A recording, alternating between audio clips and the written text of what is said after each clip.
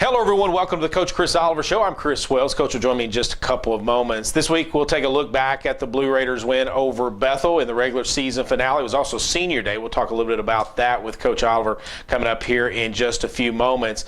And then we'll talk about just an overall of how the season went as the Blue Raiders finished the regular season 10-1. And we'll talk a little bit about what we think will happen in the playoff picture coming up in a couple of weeks.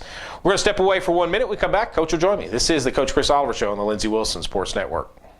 You know, they would talk about the city on a hill, the beacon on a hill, and that's kind of how I felt Lindsey was. It's, you know, this very metropolitan college, really, when you look at the student body and how diverse it is, in the middle of this rural community. But it's certainly that school that is in the midst of that transformation to something way beyond what any of us could ever hope for or imagine a small college to become.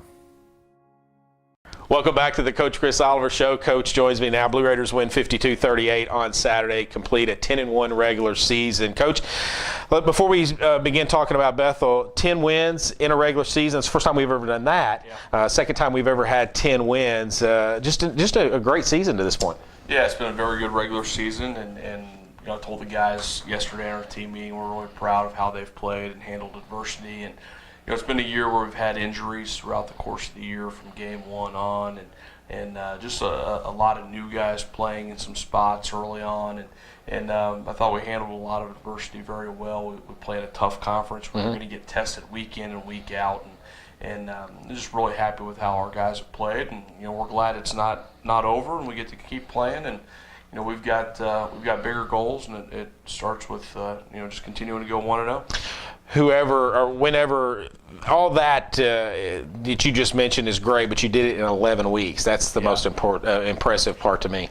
Yeah, it's tough to play 11 straight games, and we had a short camp because we played in late August, and so camp was condensed down, and we have a limit on how early we can come into camp based on our conference rules, and we're all on the same page. But when you play early, it condenses those 2 a day. So we came right out of a training camp situation right into a Thursday night game against a really tough Cumberland University team.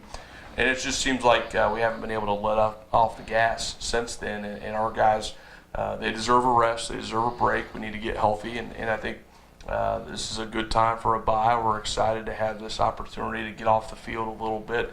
We want to keep our focus, but at the same time, the best way for us to improve as a football team is to get healthier and get fresher. And our guys are excited about the schedule this week. We're giving them some free time, and we know that come Sunday we gotta turn the page and get back at to preparing to go 1-0 against whoever our opponent's going to be in the first round. 52-38, Lindsey Wilson wins on Saturday. Coach, you were down 38-31 late in that third quarter, and then sprinted away from Bethel, scoring 21 unanswered points. Shut a very talented Wildcat football team out in the fourth quarter. Talk us a little bit through that final 17-plus minutes of the game.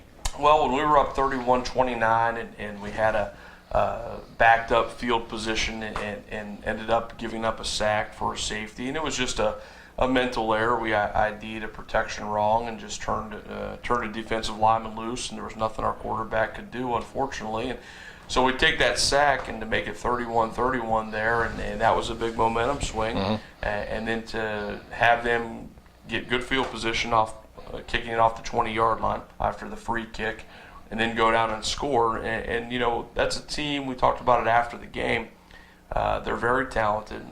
They had all the momentum on that day because we had led up to that point, and all of a sudden we're down 7. And for us to not hang our head, to have confidence in our ability to come back and to play well throughout the rest of the fourth quarter, to finish 21-0, I just can't say enough about our kids because, again, we can set the direction of it as coaches.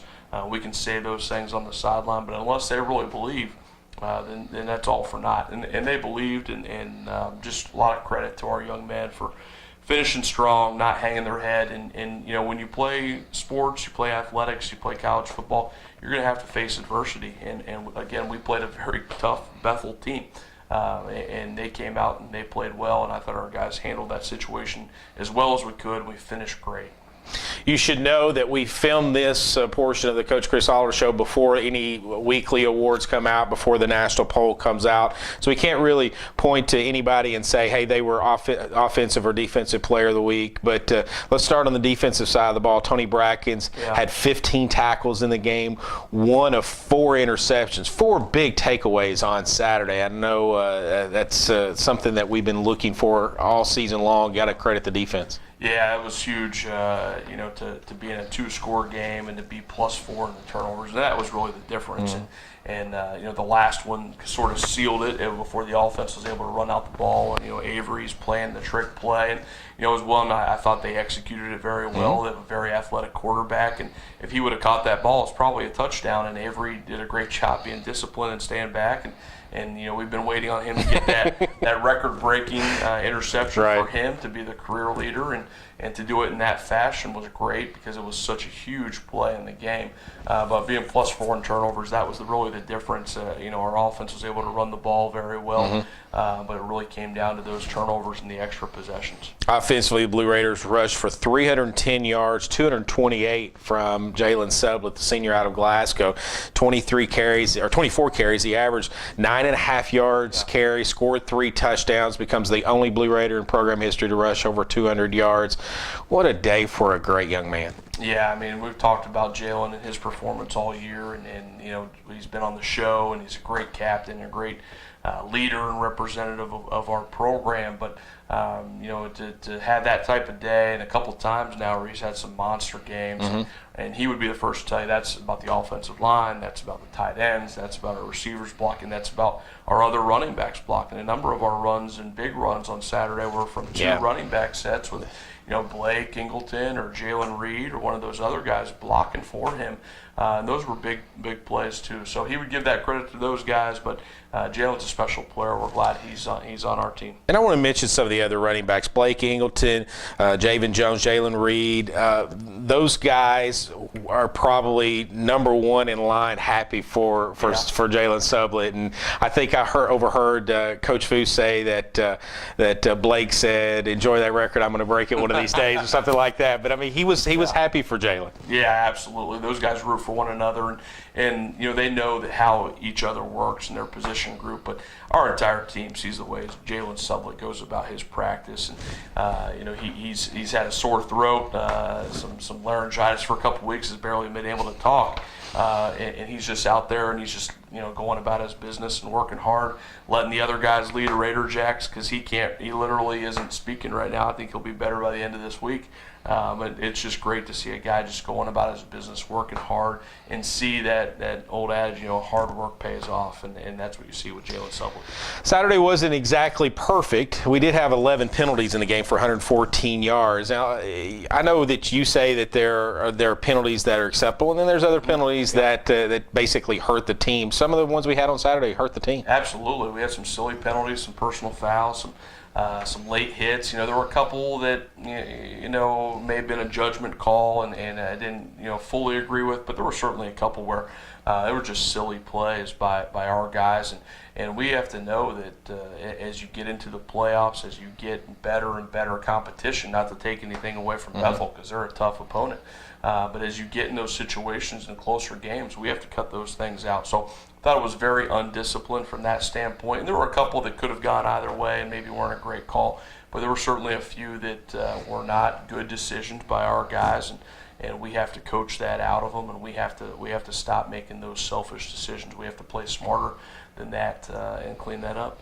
Lindsey Wilson wins on Saturday 52-38 over the 23rd ranked team in the NAI coaches poll, Bethel University. They close out the regular season with a 10-1 record. This is a bye week coming up this Saturday, so no football game. There's other games around the nation, and we're going to be watching those. But when we come back in a moment, we'll talk a little bit about what happened this past Saturday across the landscape of the NAI. We'll also go through our players of the week. Back in 1 minute. This is the Coach Chris Oliver Show on the Lindsey Wilson Sports Network. There are over 2,000 colleges and universities in America. and to be a part of a college that has singled itself out there. And you look at the catalogs, if you go online and you read their purpose statements, and you just don't find any college anywhere that does for students what Lindsey Wilson does. Welcome back to the Coach Chris Oliver Show. Coach joins me. We're kind of chuckling now. I can't help it. We were talking about Quincy Walden, the special teams player, wide receiver, and he's special, all right. And then after returning a punt for a touchdown, and then got called back, a kickoff return for a touchdown, got called back on a hold. We didn't kick to him the rest of the day. This is what happens when you have a bye week and you win, and you get a little slap happy here between breaks talking about it. But he's a special player. He's as good a player as there is in this conference, and I was second guessing my decision to kick it away to him with 20 seconds left in the first half, and he's a very good player, and we're glad that he's a senior and he's moving on, and he's had a great career, and he'll be an all-conference player and probably an All-American as well. You mentioned in the post game that you went up to him afterwards, after the game, you sought him out and made sure that you told him something. Yeah, I told him, first of all, make sure you send me a graduation party invitation, and I'll respond back with a present for you, because I'm glad you're moving on and glad you're graduating. And he's a very good football player, and that's those types of athletes you're going to see in the Mid-South Conference, and even some of the teams that maybe aren't quite as successful from year to year even have athletes. And Bethel's not who I'm talking about, but all the teams in our conference have great athletes. Bethel's one of the better programs, but he's a very talented young man, and we play in a great football conference. We're proud to represent the Mid-South. 52-38, Lindsey Wilson wins on Saturday to improve to 10-1 on the season. They'll finish out Mid-South West Division play this season with a 4-1 record. Coach, let's go through our players of the week this week. Yeah, on defense, we gave out 4 awards, and it was heavy in the secondary. Avery Ford, Holt Keeling, Tony Brackens, and Joe Lewis. We gave it out to all those guys as our players of the week. We thought the back end of our defense played very well, and obviously 4 interceptions. It wasn't all by defensive backs, but I thought our pass defense was really good. On offense, no surprise, Jalen Sublett. He played very well, had a big game, a record-setting day, and again, we've already talked about Jalen, how well he played. On special teams, Jared Doherty made his first career field goal. We haven't had a lot of field goal opportunities this year because we have been fairly efficient with the offense in the red zone, but first career field goal. We kicked the ball short a number of times, and those are things that when you look at that as a fan, you may think that that's easy to do, but we're trying to kick that ball in a very specific spot, and he did a great job on kickoffs, including the long ones and the short ones on Saturday. Offensive lineman of the week, we gave out 2, Marcus Butler and Marcus Graham. Our guards felt like those guys played really well. Prep offense, Damian Carter is a guy we've called a few times this year.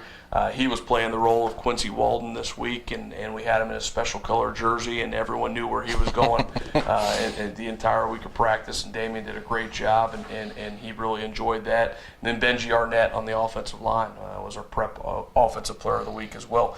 Prep defense, Mark Pruitt and TJ James, 2 guys in the defensive backfield that continue to show up on this list, it seems like, every other week. And then prep special teams, James Sharp and Jordy Asorto, 2 outside linebackers for us who continue to give great effort. So proud of those guys. Big reason why we're 10-1 right now. Again, we're taping this prior to all the things that will come out later on Monday from the NAI, including and the Mid-South, including Players of the Week and national polls. But Coach, we entered the week 10th in the country. Number 9 loses. Number 6 loses. You would think that we're going to move up to 8 and hopefully stay there, or maybe even climb if there's another upset in the final week. Yeah. But ultimately, if you move to 8, you can host a playoff game, and ultimately, I think that's one of your goals at the beginning of the year is to try to play home playoff games at the end of the season. Yeah, absolutely. We first of all, we're excited to be in the playoffs, and we know that we're in a situation where we're going to get an at-large bid into the postseason. So that's first, whether it's home or away. you know, we just want to give yourselves an opportunity to get in. But you're exactly right. If we get to number 8 and if we stay at number 8 or Right. higher a week from now, then you'll have the opportunity to host a game in the first round, and that's a big advantage. And we certainly would like to play in front of our home crowd and at Blue Raider Stadium. So again, we've controlled the things that we can control to this point. We've put ourselves in a situation where it looks like we have a good opportunity to host, but we'll see how the rankings play out and how all those things go from the national office. But you know, the biggest thing is we're excited to be in a position to get into the postseason and be able to continue this season. And you know, we know that whoever we play, whether it's home or away, in the first round and any round, is going to be a quality opponent. So we're going to have to be ready to go, and we're excited to be able to move on. You mentioned playing in front of the home fans. Attendance has been fantastic this year, including on Saturday, which wasn't a recruiting day. And sometimes when you don't have, when you bring in a recruiting day, there's an additional 200 to 300 people in the stands or down in the recruiting tent. There wasn't a recruiting day Saturday, but still a very good crowd that was boisterous at times, and they had a lot to cheer for. Yeah, I thought it was a great crowd, and it's great to pull up to the stadium and see the tailgating scene. I thought it was a really good tailgating scene on Saturday, and you know, we're starting to get more alumni of the program, and we had great parent support, and you know, and then it's senior day on it, and we've got a couple local businesses who reached out to our fans this week and hosted a tailgate. So it was just a great situation on Saturday, and it was a beautiful day. We'd like to lock in that weather for every game. No kidding. It was No as good kidding. as it gets. So it was a great day, and you know, if we get the opportunity to play again at Blue Raider Stadium, then we hope to see that type of atmosphere again, because that helps our guys an awful lot. 52-38, Lindsey Wilson wins on Saturday in the regular season at 10-1. Playoffs coming up in a couple weeks. That will be November 19th. Will be the first round of the playoffs, the quarterfinals. Actually, first round of the playoffs, and they'll announce the field coach on Sunday the 13th. After the final weekend of the season on the 12th. We'll know exactly whether we're hosting, who will be playing, and you can log on to lindseyathletics.com to learn all that information. But as we close out this 2016 regular season, do you have any last memories that you want to share with the fans out there as far as how things have gone to this point? Because I know there's hopefully a lot more football to go. Yeah, absolutely. We don't want to get too sentimental here with.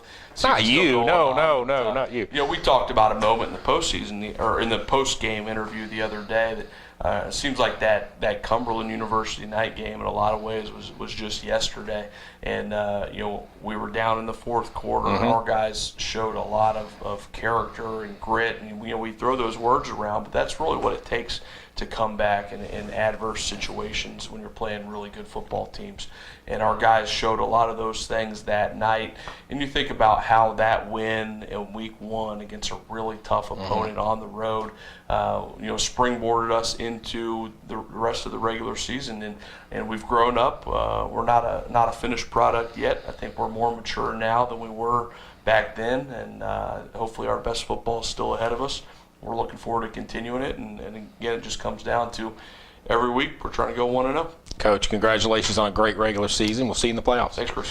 That's LWC head football coach Chris Oliver. Blue Raiders win on Saturday, 52-38 over Bethel, and await who they will play and where they will play in the playoffs. Again, that's announced on November 13th on a Sunday afternoon. You can log on to lindseyathletics.com and find out that information. First round of the playoffs will be November 19th, hopefully at Blue Raiders Stadium. That'll do this week's Coach's Show. For Coach Chris Oliver, I'm Chris Wells. This has been the Coach Chris Oliver Show on the Lindsey Wilson Sports Network.